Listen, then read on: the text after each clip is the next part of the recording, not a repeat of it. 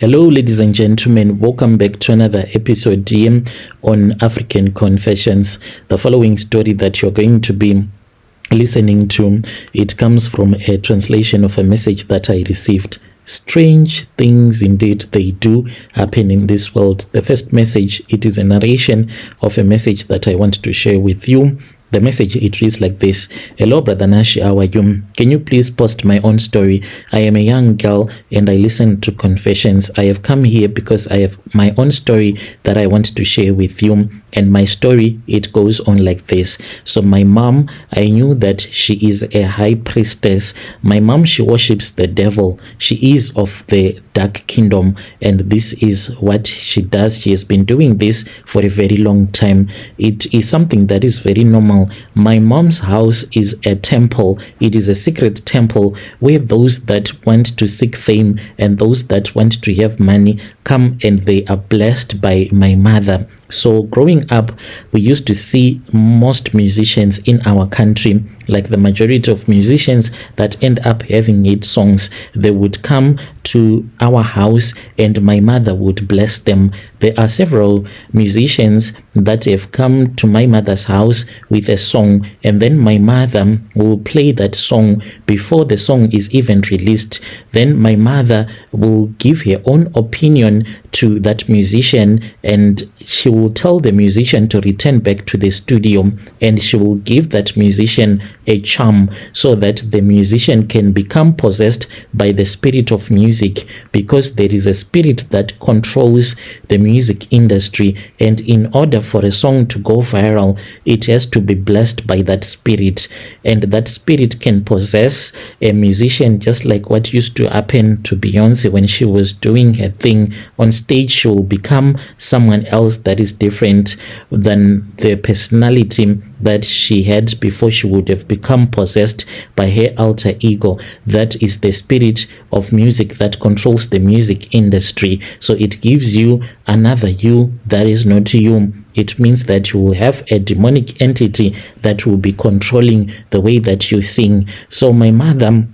will then tell the musician to return back to the studio to do the song all over when he or she is possessed by that demonic entity. And when the song will come out, it will be fire. Everyone would want to listen to that song over and over again, because it won't be the musician that you know that will be singing, but it will be that demonic entity. It will be the one that will be singing within that musician, and you will feel so great just listening to that demonic entity singing to you. So this was normal growing up. These were the things that used to happen in our own home. So fast forward, that was when I started to notice a new trend that I never even thought would ever happen. There are two Zimbabwean couples that have a lot of followers. These are content creators like you, Brother Nashi, that has come to our house. This first couple came, and when they came, they spoke with my mother, and they told my mom that they were not making as much money as they wanted from their followers, and my mother then blessed them. After they had showed my mother the money that they are making through their pages, and my mother then blessed them, and they went on their way. When they came back, that was when they showed my mom how much they had made. They ended up giving my mother a lot of money from the salary that they got in that same month that they had been blessed by my mother, and they started to get a lot of followers. These are the things that have been happening. There are content creators that are coming to my mother's shrine so that they can be blessed by my mother. Dear listeners, right there was a message that was sent to me by one of our young sister, right there. Strange things indeed they do happen in this world. Let us try to speak with our sister also to talk about this in the comment section. Even content creators, they are now visiting shrines in your country. Is there any content creator that you know of that has been using charms? If so, you can come to my inbox and you can share with us your own side of the story so that we can know what happens in your country as well. Then there is another message that was sent to me. The message, it reads like this: "Hello, Brother Nashi, how are you? Can you please post my own story as anonymous? I have come here because I want to share with you my own story. This happened last year when people were busy celebrating Christmas. I was being used by Tokoloshes. There is a man that I met. When I met this man, Brother Nashi, he then took me to his house. How could I have ever known that this man that I was going with to his house, this man, he was a ritualist?" So this is what happened last year, just before Christmas. I have been working in South Africa for a very long time. So whenever I return back home, I try by all means, and honestly, I try so as to enjoy, so that I can enjoy life, because being in South Africa as a migrant, it is all about working. You do not have any time to do anything else, but you just have to work, and you have to keep on working. So I then decided to go to this other club that is called Mashwede with my best friends that stay in Zim. So when we went to Mashwede, that was when we started to drink. We were enjoying, like we had money. We did not care about blessers. That was when this other guy came to me and he was like, "I like you, you're a yellow bone, and I want to be with you tonight." So I said, "Okay, it's fine, but now I'm still enjoying with my friends. We can still go to your place, but not like now. Can you just give me some time so that I can enjoy?" He then took out $500 and he told me that this money that he had, he was going to give it to another girl because he wanted to leave the club so that he can go and just rest. When I saw the $500, I said, this is a lot of money. I can never make so much money in 1 month in South Africa, even in one night. So let me go with this guy. I then told my friends that I had met this guy who wanted to give me $500 so that I can go with him to his place. Then my friends were like, "Okay, it's fine. You can come. We are also going to look for our own blessers so we can go with them to their places." I then got into the car. From the moment that I got into the vehicle, there were strange things that started to happen to me, things that I can't even explain properly. When he was driving, he stopped the car in the middle of nowhere because we were going to the suburbs of Borodale and it was almost midnight. And then he stopped his car and I was like, "Are you not even scared?" He said that he's not scared of anyone. So he had gone out to pee. When he returned back into the car, I started to feel dizzy. The whole world was spinning round and round. Even now, I don't even remember where exactly this man took me to. When we arrived at his house, then I started to feel a little better, and then he took me upstairs. When we got into the bedroom, that was when I saw that the bedroom was really huge. It was upstairs. It had 2 big queen-sized beds. I asked him why he had 2 beds in his house, yet his wife died during COVID, and he just laughed at me. He then told me that he wanted me to go to the shower so that I can freshen up, and I said, "Can't we go together?" He then said, "No, we are not going together. You just go and freshen up and I will go after you have done so because I want to speak with this other guy on the phone." So I left him in the bedroom and then I went into the bathroom and I washed myself in the shower. And when I came out of the bathroom, I thought that the guy was very romantic. I saw that there was a lingerie set that was laid on the bed, on one of the beds. I then took it and I was like, "Is this for me?" And he said yes. I took it and I wore that nice lingerie set, and I did not even know that the lingerie set that I was wearing, it belonged to his late wife. Who does such a thing, to give your new girlfriend clothes that once belonged to your dead wife who died during COVID? He gave me to wear and I did not even know about it. So then that was when we went to bed. 1 hour after he had taken a bath, the guy was ignoring me. So I complained and I said, "So is this the reason why you brought me from the club, just to stay at me like this?" Then that was when he started to touch me and we started to sleep with each other. but he was not interested. Something that had happened when he was in the bathroom, when I was sleeping on the bed, I felt that there was something that was inside of my private part, like a man's manhood.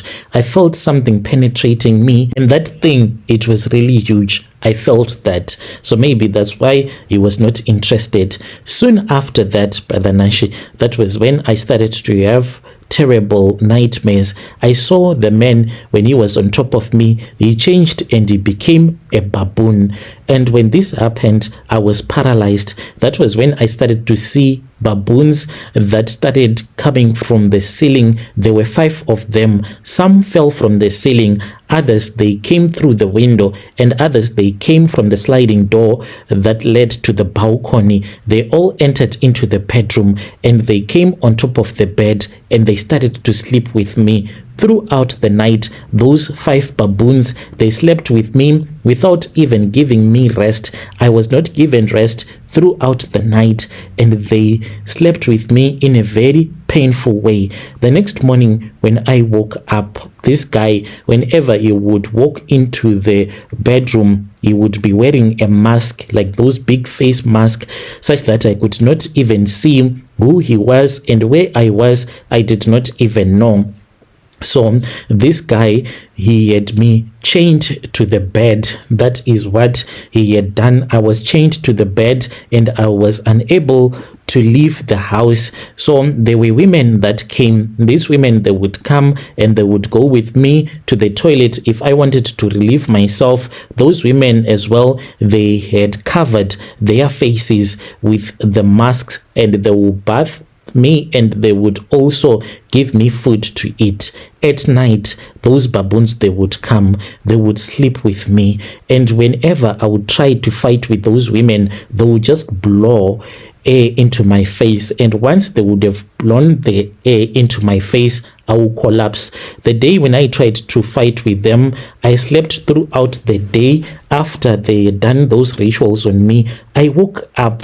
It was in the night. When I woke up, I saw that there were 3 baboons that were on the bed. There was a baboon that was holding my right leg, and there was a baboon that was holding my left leg, and in between my legs, by my private parts, there was a baboon that was busy eating and licking away at my private part. Something that really scared the hell out of me. And when the baboons saw that I had woken up, that was when they started to take chances sleeping with me. The next day, that was when I saw some other guys that were from Mozambique. I learned that they were from Mozambique because of their accent. Whenever they would respond to me in Shona, I understood that they were not Zimbabwean, but they were from Mozambique. And these guys, I could not even make out their faces because of the way that they had masks all over their face, covering their bodies.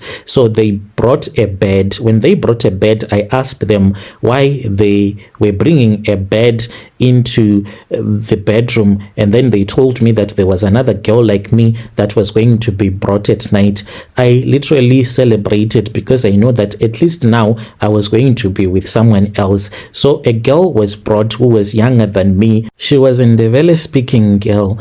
So what shocked me was this girl, she did not even seem that there were other beds that were in the bedroom. They made love in front of me, and the girl did not even see me. So the next day, that was when she saw that she had been sleeping with baboons, and there was another girl that was chained on the bed the same way that she was. When we tried to communicate, she could not understand Shona, and I don't understand Ndebele as well. So there was communication breakdown. We tried to communicate in English. I forgot any sentence that I had learnt in school. I forgot English, like I never even knew that such a language existed. We failed to communicate with each other, me and that girl, and we would always faint. Then there was another woman that was brought. She was much older than the both of us. So that blesser slept with the woman throughout the night. The baboons came, just like what they had done with me. They fell from the ceiling. Some entered through the windows, and others through that sliding door by the balcony, and then she started to see that there were baboons that were on the bed that she was sleeping with the blesser, and she did not even see that there were other girls that were in the bedroom, and those baboons, they started to sleep with him. The next morning, that was when she realized that there were other women that were in the bedroom. Whenever we would try to communicate with each other, we will just faint, we will collapse. Those ladies would come, they would feed us, they would take us to the bathroom, and they would bath us, they would let us to relieve ourselves, and then they would return us to the bed, and you would be sleeping on your bed throughout the night. So when people were busy celebrating Christmas last year, I was chained to a bed. At night there were 5 baboons, but now it was better because these 5 baboons, when they would come, 3 would be dealing with one girl, maybe one baboon with another woman, 1 would come to me. It was far much better than having 5 baboons sleeping with you at all the times. In that bedroom, there are skulls, a lot of monkey skulls that are in there. It is so scary, and the clothes that belong to the blesser's late wife, they are still in that bedroom. So I then woke up. When I woke up, I thought that maybe I was still in the blesser's bedroom, but I had been dumped in Mutare. They drove with me, I don't know how, from Harare all the way to Mutare, and they dumped me at this other guest house. When I woke up, I noticed that there was an envelope that had my name that was written on that envelope. So I took it because I saw that it was my name, and then I saw that there was money that was inside the envelope, and I counted and I saw that there was $2,500 that was in there. And then that was when I had a knock on the door. At that time, I had not yet realized that I was in a guest house and it was already checkout time. And I went and I opened the door, and I saw that the girl was wearing a uniform. She was very stubborn and arrogant. When I asked him where the hell was I, because I thought that I was still in Borodal, she then told me that, ma'am, it's time for you to check out. And then I looked for my handbag. My handbag was nowhere to be found. All that I had was my phone. So when you are in South Africa as a foreigner, wherever you are, your passport is by your side because you will be scared. So I was used to that type of a life because I've been staying in South Africa for a very long time. So when I go back home, like, I forget that I am in my own country. Even my friends, they were laughing at me when they saw that I had my passport in my handbag when we were at the club. So my passport was lost. My handbag, I don't know if they threw them away or what happened. I had to apply for another passport. When I found out that I was in Mutare, I had to pay that stubborn lady $20 so that they can take me to the bus rank, and I then got onto the bus and then I returned back home. To this very day, I don't know if those 2 women that I was with, if they are alive or what, but all that I want to say to them is, if you are out there, please just try to find Brother Nash's phone number and you can speak with him and we can reconnect, because I want you to know that you are not alone. I'm also thinking about the things that happened to me last year, and I cannot seem to forget.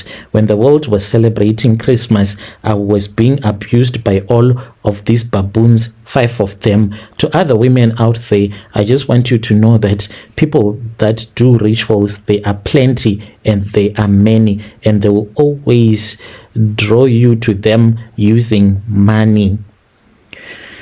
Dear listeners, right there was a message that was sent to me by one of our dear sister. Let us try to speak with our dear sister in the comment section. Strange things indeed, they do happen in this world. Hey, then there is our brother who also sent me a message, who is saying that he is dating a lady who is very wealthy, but she is much older than he is. So whenever they sleep with each other, he's saying that his manhood gets so itchy, and this woman tells her to just put Vicks on his manhood so that he can feel better. He wants to know, is this normal? Is it an STI, or if he is being used by that woman since she is very wealthy? Let us also try to speak with him in the comment section as well.